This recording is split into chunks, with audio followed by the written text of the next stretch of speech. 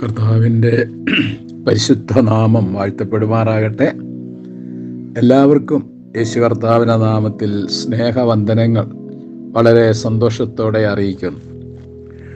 തുടർന്നുള്ള സമയത്തെ തിരുവചന ചിന്തയ്ക്ക് ആധാരമായിട്ട് ഒരു വേദഭാഗം നമുക്ക് ശ്രദ്ധിക്കാം. വിശുദ്ധ വേദപുസ്തകത്തിൽ 46-ാം സങ്കീർത്തനത്തിലെ 1 മുതൽ 3 വരെയുള്ള വാക്യങ്ങൾ. ദൈവം നമ്മുടെ സങ്കേതവും ബലവുമാകുന്നു, കഷ്ടങ്ങളിൽ അവൻ ഏറ്റവും അടുത്ത തുണയായിരിക്കുന്നു. അതുകൊണ്ട് ഭൂമി മാറിപ്പോയാലും പർവ്വതങ്ങൾ കുലുങ്ങി സമുദ്രമധ്യേ വീണാലും അതിലെ വെള്ളം ഇരച്ച് കലങ്ങിയാലും അതിൻ്റെ കോപം കൊണ്ട് പർവ്വതങ്ങൾ കുലുങ്ങിയാലും നാം ഭയപ്പെടുകയില്ല. ഈ വേദഭാഗം ശ്രദ്ധിച്ചാൽ അറിയാം, കൃപയാൽ വീണ്ടെടുക്കപ്പെട്ട ദൈവദാസന്റെ ഹൃദയത്തിൽ നിന്ന് ഉയർന്നു വരുന്ന ശുഭാപ്തി വിശ്വാസത്തിന്റെ വാക്കുകളാണ്. മാത്രമല്ല, ഇതൊരു ആലങ്കാരിക ഭാഷാ പ്രയോഗം കൂടിയാണ്. ഈ വേദഭാഗം ശ്രദ്ധിച്ചാൽ അറിയാം, ഈ ലോകമാകുന്ന സാഗരം പ്രശ്നങ്ങളാൽ ഇളകി മറിഞ്ഞാലും പ്രതിസന്ധികളാൽ ഞെരിഞ്ഞമർന്നാലും എൻ്റെ ജീവിതമാകുന്ന പടകിൻ്റെ അമരത്ത് സകലത്തെ നിയന്ത്രിക്കുവാൻ കഴിയുന്ന, സകലത്തെയും ശാന്തമാക്കുവാൻ കഴിയുന്ന സ്വർഗത്തിലെ ദൈവം ഉള്ളതുകൊണ്ട് ഞാൻ കുലുങ്ങിപ്പോകയില്ല. ഇതാണ് ശുഭാപ്തി വിശ്വാസത്തിന്റെ വാക്കുകളാണ്.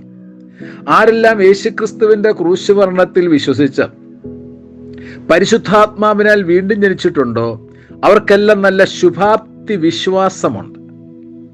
എന്തുകൊണ്ടാണ് ആ ശുഭാപ്തി വിശ്വാസം ലഭിക്കുന്നത്? അതിന്റെ ഒന്നാമത്തെ കാരണം, ആ ഒന്നാമത്തെ വാക്യം നോക്കിയാൽ അറിയാം, ദൈവം നമ്മുടെ സങ്കേതവും ബലവുമാകുന്നു. അപ്പൊ ഈ അഖിലാണ്ടത്തിന്റെ ഉടമസ്ഥനായ ദൈവം സങ്കേതമായി തീരുന്നത് കൊണ്ടാണ്. എന്താ സങ്കേതം എന്ന വാക്കിന്റെ അർത്ഥം? അതിന്റെ വിശദീകരണം വേദപുസ്തകത്തിൽ പഴയ നിയമഭാഗങ്ങളൊക്കെ പഠിക്കുമ്പോൾ അറിയാം. ഒരു മനുഷ്യൻ തെറ്റിലകപ്പെട്ടാൽ അവൻ കുറ്റക്കാരനാണെന്ന് തെളിഞ്ഞു കഴിയുമ്പോൾ, അവൻ ശിക്ഷാവിധിക്ക് യോഗ്യനാണെന്ന് തെളിഞ്ഞു കഴിയുമ്പോൾ, അവനെ ശിക്ഷിക്കുന്നതിന് മുമ്പ് അവൻ സങ്കേത നഗരത്തിൽ അകപ്പെട്ടാൽ പിന്നെ അവനെ ശിക്ഷിക്കാൻ കഴിയത്തില്ല. അത് ദൈവത്തിന്റെ കരുണയുടെ ഒരു സംവിധാനമാണ്. പഴയ നിയമകാലങ്ങളിൽ അനേക സങ്കേത നഗരങ്ങളൊക്കെ ദൈവം സ്ഥാപിച്ചിട്ടുണ്ട്. ഒരു മനുഷ്യൻ തെറ്റിൽ അകപ്പെട്ട് കഴിയുമ്പോൾ അവൻ ശിക്ഷിക്കപ്പെടുന്നതിന് മുമ്പ് ഓടിച്ചെന്ന് ആ സങ്കേത നഗരത്തിൽ അഭയം പ്രാപിച്ചാൽ പിന്നെ അവന് ശിക്ഷാവിധി ഇല്ല, ശിക്ഷയിൽ നിന്ന് വിടുതൽ പ്രാപിക്കും. ഇതുപോലെ നാം എല്ലാവരും ശിക്ഷാവിധിക്ക് യോഗ്യരായിരുന്നു, അല്ലെ? പാപം ചെയ്ത് ദൈവത്തോട് ശത്രുക്കളായിരുന്നു. എന്നാൽ കാലാകാലങ്ങളിൽ നാം യേശുക്രിസ്തുവാകുന്ന സങ്കേത നഗരത്തിൽ അഭയം പ്രാപിച്ചത് കൊണ്ട് നമ്മൾ ശിക്ഷാവിധിയിൽ നിന്നും വിടുതൽ പ്രാപിച്ചു. എന്താ കാരണം? നമ്മുടെ വാഴ്ത്തപ്പെട്ട കർത്താവ് നമ്മുടെ എല്ലാവരുടെയും പാപത്തിന്റെ ശിക്ഷകൾ ഏറ്റെടുത്തു. പ്രവാചക ഭാഷയിൽ പറഞ്ഞാൽ നമ്മുടെ എല്ലാവരുടെയും വേദനകളെ അവിടുന്ന് ചുമന്നു, പാപരോഗങ്ങളെ അവിടുന്ന് വഹിച്ചു. നാം അനുഭവിക്കേണ്ട എല്ലാ ശിക്ഷകളും കർത്താവായ യേശുക്രിസ്തു ഏറ്റെടുത്തു.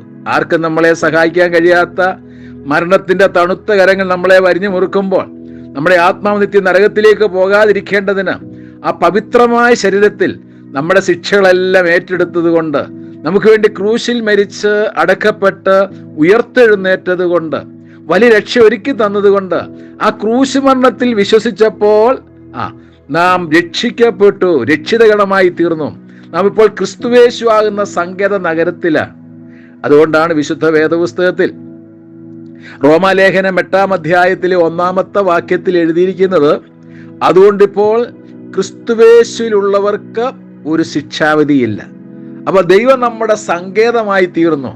ക്രൂശിക്കപ്പെട്ട ക്രിസ്തുവിൽ നാം വിശ്വസിച്ചപ്പോൾ, മാനസാന്തര ഹൃദയത്തോടെ വിശ്വസിച്ചപ്പോൾ, യേശുക്രിസ്തുവിനെ കൈക്കൊണ്ട് യേശുക്രിസ്തു നാമത്തിൽ വിശ്വസിച്ചപ്പോൾ നാം ക്രിസ്തുവാകുന്ന സങ്കേത നഗരത്തിലായി തീർന്നു. അതുകൊണ്ട് നന്ദിയോടെ നമുക്ക് പറയാൻ കഴിയും, ആരാധനയോടെ പറയാൻ കഴിയും, ദൈവം എൻ്റെ സങ്കേതമാകുന്നു.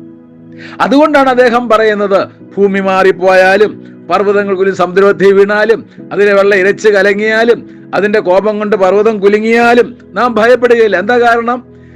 സർവശക്തനായ ദൈവമാകുന്ന സങ്കേത നഗരത്തിൽ നമ്മൾ അകപ്പെട്ടത് കൊണ്ട്, നാം ക്രിസ്തുവേശുവിലായതുകൊണ്ട് നമുക്ക് ശിക്ഷാവിധിയില്ല.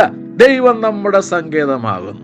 രണ്ടാമത്തെ കാര്യം ഇവിടെ എഴുതിയിരിക്കുന്നത്, ദൈവം നമ്മുടെ ബലമാകുന്നു. ഈ സർവശക്തനായ ദൈവം നമ്മുടെ ബലമാകുന്നു.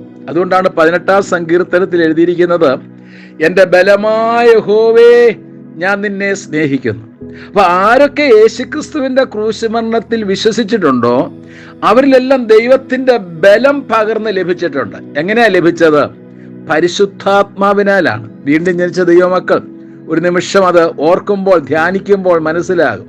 സുവിശേഷത്തിന്റെ സത്യവചനം കേട്ടപ്പോൾ പാപത്തെക്കുറിച്ചും നീതിയെക്കുറിച്ചും ന്യായവിധിയെക്കുറിച്ചും ബോധം വരുത്തുന്ന ദൈവത്തിന്റെ പരിശുദ്ധാത്മാവ് പ്രവർത്തിച്ചപ്പോൾ, നാം മാനസാന്തരപ്പെട്ടപ്പോൾ, അങ്ങനെ മാനസാന്തരപ്പെടുന്ന ഹൃദയത്തിലാണ് പരിശുദ്ധാത്മാവിന്റെ വ്യാപാരത്താലുള്ള വിശ്വാസം നടക്കുന്നത്. അപ്പോസ്തല പ്രവൃത്തി 15-ാം അധ്യായത്തിലെ 8ഉം 9ഉം വാക്യങ്ങൾ. ഹൃദയങ്ങളെ അറിയുന്ന ദൈവം നമുക്ക് തന്നതുപോലെ അവർക്കും പരിശുദ്ധാത്മാവിനെ കൊടുത്തുകൊണ്ട് സാക്ഷി നിന്ന് വിശ്വാസത്താൽ അവരുടെ ഹൃദയത്തെ ശുദ്ധീകരിച്ചു.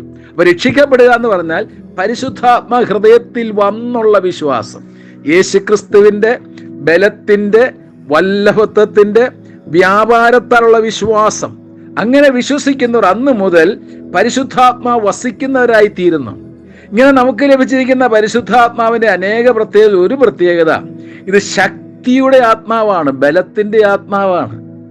അപ്പോൾ ബലത്തിന്റെ ആത്മാവ്, ശക്തിയുടെ ആത്മാവ് നമ്മുടെ ഹൃദയത്തിൽ വന്നതുകൊണ്ട് ആ സർവശക്തനായ ദൈവത്തിന്റെ ശക്തിയുടെ വ്യാപാരത്താലാണ് നമ്മൾ ജീവിക്കുന്നത്. അതുകൊണ്ടാണ് അപ്പോസ്തലനായ പൗലോസ് കൊലോസ്യ വിശ്വാസികൾക്ക് ലേഖനം എഴുതുമ്പോൾ ഇങ്ങനെ എഴുതിയിരിക്കുന്നത്, കൊലോസ്യർ 1:29, അതിനായി എന്നിൽ ബലത്തോടെ വ്യാപരിക്കുന്ന അവന്റെ വ്യാപാര ശക്തിക്ക് ഒത്തവണ്ണം ഞാൻ പോരാടിക്കൊണ്ട് അധ്വാനിക്കുന്നു.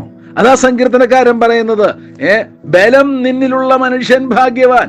ദൈവത്തിന്റെ ആത്മാവിന്റെ ശക്തി ഓരോ വിശ്വാസികളിലും വന്നതിനാൽ, പരിശുദ്ധാത്മാവിനാൽ ലഭിച്ചതിനാൽ അവർക്ക് പറയാൻ കഴിയും, ദൈവം എൻ്റെ ബലമാകുന്നു.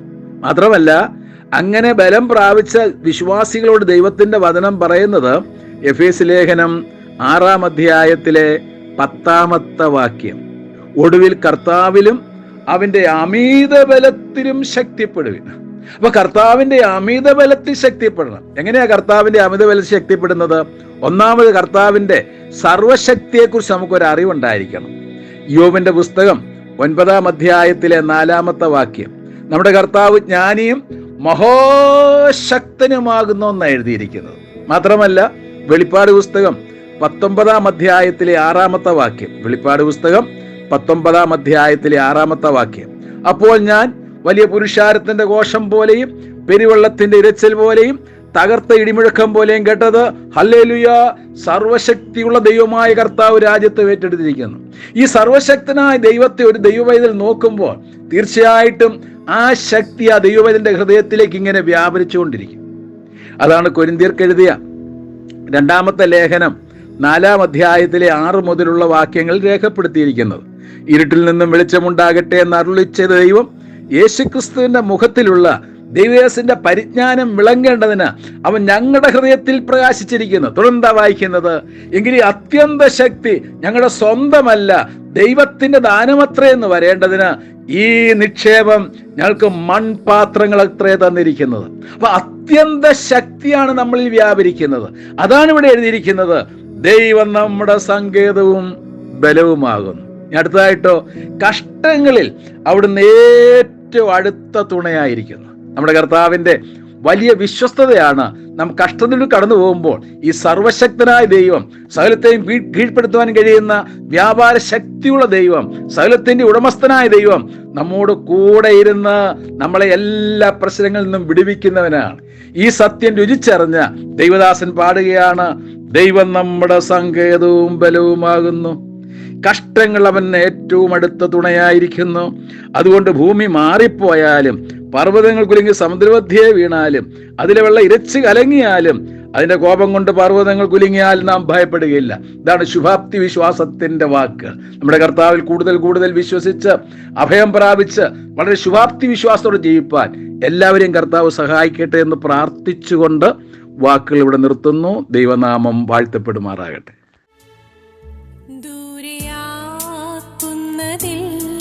കാണുന്നു ക്രൂശത നിന്ന പീഠ തൻ പ്രതി